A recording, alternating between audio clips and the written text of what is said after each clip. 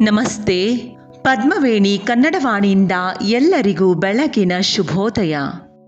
5ರಿಂದ 8ನೆಯ ತರಗತಿಯಲ್ಲಿ ಓದುತ್ತಿರುವ ನಮ್ಮ ಪುಟ್ಟ ಗೆಳೆಯ ಗೆಳತಿಯರಿಗಾಗಿ ಇಂದಿನ ಸಂಚಿಕೆ. ಮಕ್ಕಳೇ, ಹತ್ತಿರದಲ್ಲಿರುವ ವಾರ್ಷಿಕ ಪರೀಕ್ಷೆಗಾಗಿ ಸಿದ್ಧತೆ ಮಾಡಿಕೊಳ್ಳುತ್ತಿರುವ ನೀವು ಕನ್ನಡ ಭಾಷೆಯನ್ನು ಪ್ರಥಮ ಅಥವಾ ದ್ವಿತೀಯ ಭಾಷೆಯನ್ನಾಗಿ ಆಯ್ದುಕೊಂಡಿದ್ದರೆ ಅದರಲ್ಲಿ ಗದ್ಯ ಭಾಗ, ಪದ್ಯ ಭಾಗ, ಪೂರಕ ಪಾಠಗಳ ಜೊತೆಗೆ ವ್ಯಾಕರಣವನ್ನು ಪರಿಶ್ರಮದಿಂದ ಅಭ್ಯಾಸ ಮಾಡುತ್ತಿರುವಿರಿ ಅಲ್ಲವೇ? ನಿಮ್ಮ ಅನುಕೂಲಕ್ಕಾಗಿ ಇಂದು ನಾವು ಕನ್ನಡ ವ್ಯಾಕರಣ ವಿಭಾಗದಲ್ಲಿ ಬರುವ ಸಂಧಿಯ ಬಗ್ಗೆ, ಸಂಧಿ ಕ್ರಿಯೆ, ಸಂಧಿ ಕಾರ್ಯದ ಬಗ್ಗೆ ನಿಮ್ಮ ಪರೀಕ್ಷೆ ತಯಾರಿಗಾಗಿ ಕಠಿಣ ಶಬ್ದಗಳನ್ನು ಬಳಸದೆ ನಿಮ್ಮ ಪುಟ್ಟ ಮನಸ್ಸಿಗೆ ಅರ್ಥವಾಗುವಷ್ಟು ಸುಲಭವಾಗಿ ತಿಳಿಸಿಕೊಡಲಿದ್ದೇವೆ. ಬನ್ನಿ ಮಕ್ಕಳೇ, ನಮ್ಮ ಜೊತೆ ಸಂಧಿ ವಿಭಾಗವನ್ನು ನಿರಾಳವಾಗಿ ಸುಲಭವಾಗಿ ಅಭ್ಯಸಿಸಿ. ಸಂಧಿ ಎಂದರೇನು? ಸಂಧಿ ಎಂದರೆ 2 ಅಕ್ಷರಗಳು ಕಾಲ ವಿಳಂಬವಿಲ್ಲದೆ ಅರ್ಥ ಕೆಡದಂತೆ ಕೂಡುವುದನ್ನು, ಸೇರುವುದನ್ನು ಸಂಧಿ ಎನ್ನುತ್ತಾರೆ. ಇದನ್ನು ಇನ್ನೂ ಸರಳವಾಗಿ ಹೇಳುವುದಾದರೆ, ಒಮ್ಮೆ ನೀವೇ ಆಲೋಚಿಸಿ ನೋಡಿ. ನಾವು ಮಾತನಾಡುವಾಗ ಪ್ರತಿಯೊಂದು ಪದವನ್ನು ಬಿಡಿಸಿ ಬಿಡಿಸಿ ಮಾತನಾಡುವುದಿಲ್ಲ, ಆದಷ್ಟು ಕೂಡಿಸಿ ಹೇಳುತ್ತೇವೆ ಅಲ್ಲವೇ? ಇದರಿಂದ ಸಮಯದ ಉಳಿತಾಯವಾಗುತ್ತದೆ. ಹೀಗೆ 2 ಶಬ್ದಗಳನ್ನು, ಪದಗಳನ್ನು ಕಾಲ ವಿಳಂಬವಿಲ್ಲದಂತೆ ಕೂಡಿ ಮಾತನಾಡುವಾಗ ನಮಗೆ ಅರಿವೇ ಇಲ್ಲದೆ ನಾವು ಸಂಧಿ ಕ್ರಿಯೆ ಮಾಡಿರುತ್ತೇವೆ. ಆದರೆ ಈ ಕೂಡಿಸುವ ಕ್ರಿಯೆಯಲ್ಲಿ ಅರ್ಥಕ್ಕೆ ವ್ಯತ್ಯಾಸ ಬರದಂತೆ ಶಾಸ್ತ್ರಬದ್ಧ ಅಧ್ಯಯನವನ್ನು ವ್ಯಾಕರಣವು ಮಾಡಿಸುತ್ತದೆ. ಆ ಶಾಸ್ತ್ರಬದ್ಧ ವ್ಯಾಕರಣದ ಅಧ್ಯಯನದಲ್ಲಿ ನಾವು ಬಹಳ ಸರಳ ಪದಗಳನ್ನು ಉಪಯೋಗಿಸಿ ಸಂಧಿಯ ಬಗ್ಗೆ ತಿಳಿಯೋಣ. ಇನ್ನೊಮ್ಮೆ ಮನನ ಮಾಡಿಕೊಳ್ಳಿ.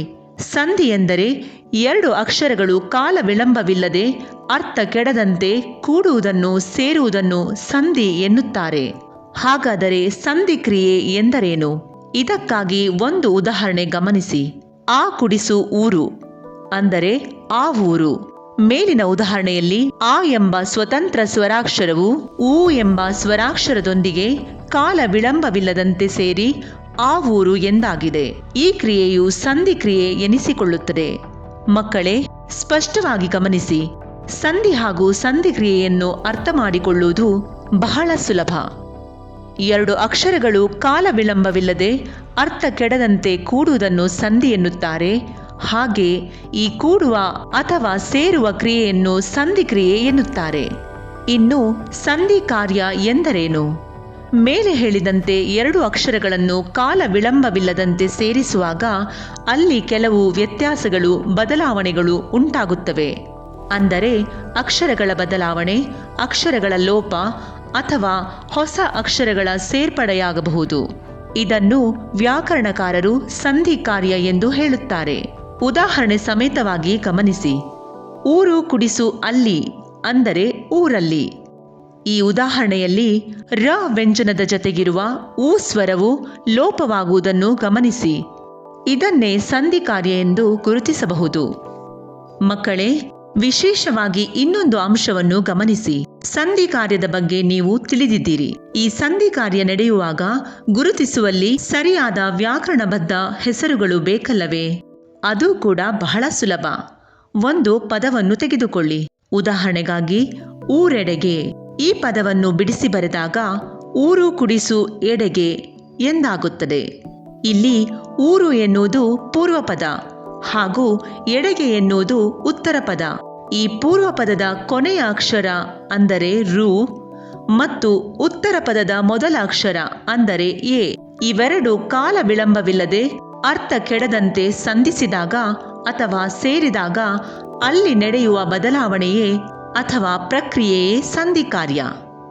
ಈಗ ನಿಮಗೆ ಸರಿಯಾಗಿ ಅರ್ಥವಾಗಿರಬಹುದೆಂದು ನಾವು ಊಹಿಸುತ್ತೇವೆ. ಈ ಸಂಧಿ ಕಾರ್ಯದ ಆಧಾರದ ಮೇಲೆ ಸಂಧಿಗಳಲ್ಲಿ 2 ಪ್ರಕಾರಗಳನ್ನು ನಾವು ಗುರುತಿಸಬಹುದು. ಅವುಗಳು ಸ್ವರ ಸಂಧಿ ಹಾಗೂ ವ್ಯಂಜನ ಸಂಧಿ. ಈ 2 ಪ್ರಕಾರಗಳನ್ನು ನಾವು ಮುಂದಿನ ಸಂಚಿಕೆಯಲ್ಲಿ ತಿಳಿಯೋಣ. ಮಕ್ಕಳೇ, ನೀವು ಇಂದು ಸಂಕ್ಷಿಪ್ತವಾಗಿ ಸಂಧಿ ಎಂದರೇನು, ಸಂಧಿ ಕ್ರಿಯೆ ಎಂದರೇನು, ಸಂಧಿ ಕಾರ್ಯ ಎಂದರೇನು ಎಂದು ಸುಲಭವಾಗಿ ನಮ್ಮ ಜೊತೆಯಲ್ಲಿ ತಿಳಿದಿದ್ದೀರಿ. ಇದುವರೆಗೂ ನಮ್ಮ ಓದನ್ನು ಆಲಿಸಿದ್ದಕ್ಕೆ ಧನ್ಯವಾದಗಳು. ಈ ನಮ್ಮ ಓದು ನಿಮಗೆ ಇಷ್ಟವಾದಲ್ಲಿ ಒಂದು ಮೆಚ್ಚುಗೆ ಇರಲಿ. ಇನ್ನೂ ಹೆಚ್ಚು ಇಷ್ಟವಾದಲ್ಲಿ ಇತರರೊಂದಿಗೆ ಈ ವಿಷಯ ಪ್ರಸ್ತುತಿಯನ್ನು ಹಂಚಿಕೊಳ್ಳಿ ಹಾಗೂ ಇದೇ ರೀತಿ ಕನ್ನಡಕ್ಕೆ ಸಂಬಂಧಪಟ್ಟ ವಿಷಯಗಳನ್ನು ತಿಳಿಯಲು ನಮ್ಮ ವಾಹಿನಿಯನ್ನು ಅನುಸರಿಸಿ. ಮುಂದಿನ ಓದಿನಲ್ಲಿ ಮತ್ತೆ ಸಿಗೋಣ. ಧನ್ಯವಾದಗಳು.